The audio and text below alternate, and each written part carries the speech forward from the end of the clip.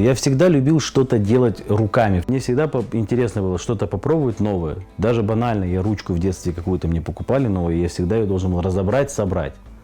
В этом у меня кайф был. Ну и учился-то я в КИПУ на инженера. Может быть, и там какая-то своя доля потребности возникла по итогу. В начале 2014 года я тогда просто увидел в интернете какие-то изделия такие, что тоже люди делали. Ну и понеслась одно за другим. Первые свои изделия начал делать, узнавать где, что, как. Ну и на сегодняшний день дорос до того, что имею. Я увидел у одного мастера, как он шьет на швейной машинке. У меня была уже швейная машинка, но я не мог достичь такого уровня шва в плане там скорости пошива, в плане красоты этого шва, настройки машинки.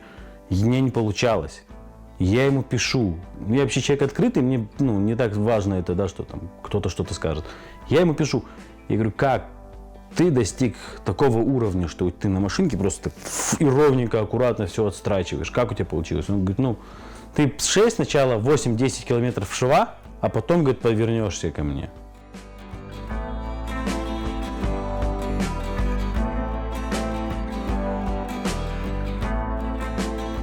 Как будет, например, на татарском кожа?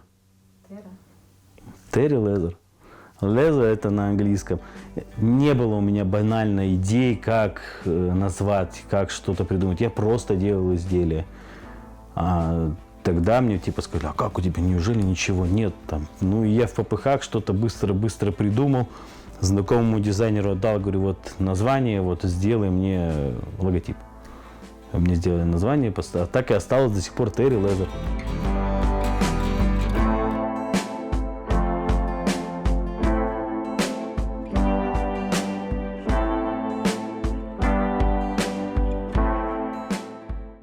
Это место, где я могу сидеть спокойно. Медитация. Работа сама по себе – это медитация. То есть я работаю, я как-то от всего отдаляюсь полностью, да, там, в какую-то свою собственную продуктивную среду.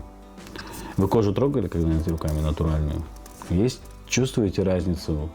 Я дам вам попробовать потом. Есть разница огромная между натуральной кожей и кожзамом. Даже самой лучшей современной эко-кожей. Она теплая. И вот это, наверное, больше всего привлекает. Вот эти тактильные ощущения. Кожа бывает растительного дубления, химического дубления и комбинированного дубления. Я использую всю, то есть и растительного, и химического дубления, любую.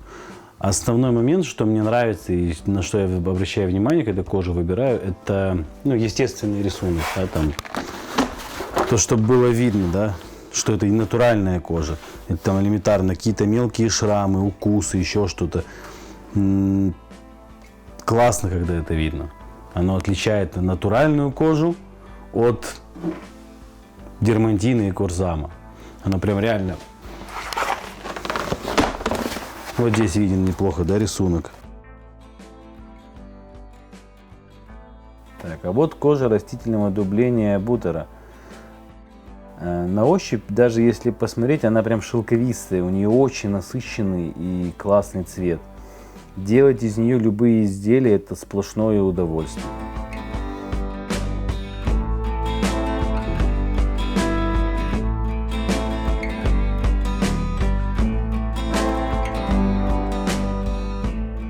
Такое изделие, за ним ухаживать надо. За живым лицом надо ухаживать.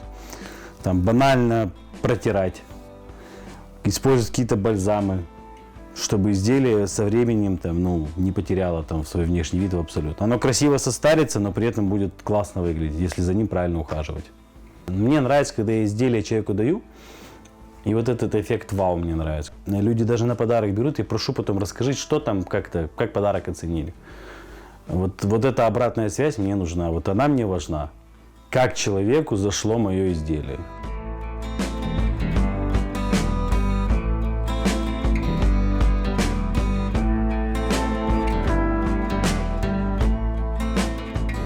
У нас в Крыму, в частности Бахчисарай, он отличался огромным количеством не просто из людей, которые делают из кожи что-то, а людей, которые дубят кожу. Было немалое количество мастерских, которые дубили кожу, дубильни.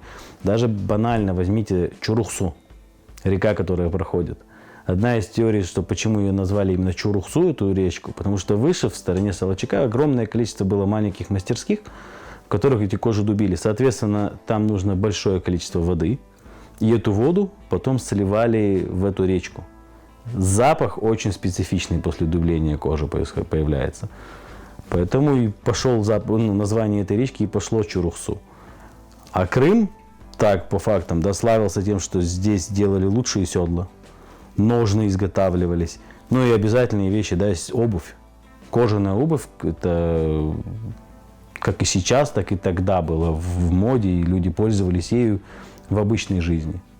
Есть, кстати, немало интересных находок, которые у нас в Ханском дворце есть. Одно из них – это рюкзак Чабана.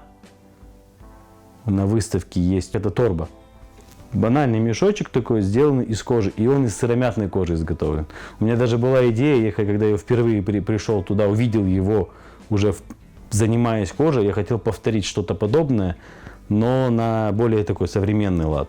У меня вообще идея развивать кожевенную, скажем так, свое ремесло не просто в формате так, как делают все, а так, как бы оно могло выглядеть, если бы история сложилась бы по-другому.